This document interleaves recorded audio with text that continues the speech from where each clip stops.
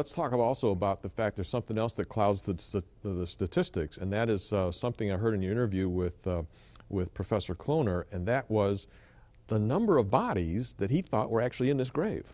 Yes, if you take the average find has 1.75 bodies per ossuary. Now that's a little bit like saying average American family has 2.3 members. That the point here is that some of them have 3, some of them have 2, some of them have 1. And so let me explain what you're saying. You're saying that every ossuary, there could be different members, 2, 3, 4, in the same bone box. Absolutely which right. we found in Caiaphas's bone box. Exactly. So the point here is that Kloner estimates, and this is an estimate because we don't know if every tomb is an average tomb, but he's suggesting there could be as many as 35 bodies in that tomb.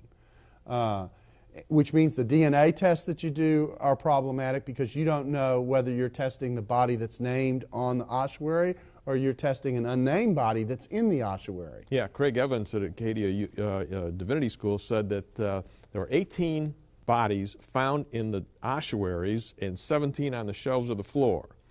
In actuality, from actually what the people saw, there was 13. Correct. So you've got 13 instead of 9 or 10, and the fact is this also impacts your statistics. It does. And again, it introduces another variable. And so the problem here is that it's a little bit like juggling balls. You got all these balls going at a time. Well, the more balls you add to the juggle, the less likely the juggler is going to be able to juggle the balls. Another thing is that there were only 6 inscriptions where we actually had names out of the 10.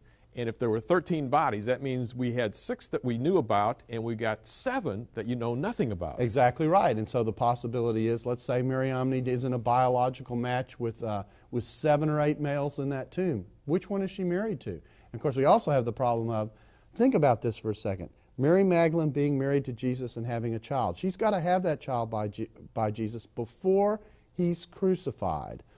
And not only that, she's traveling with him. So how's she going to keep that pregnancy secret?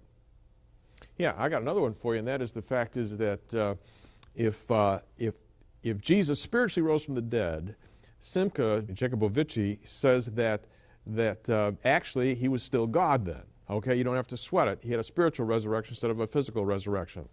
Well, if he was still God, would you name your kid Judas? And I don't think so. And that's what, I mean, just think about that. Jesus naming his son, Judas, the very one who betrayed him.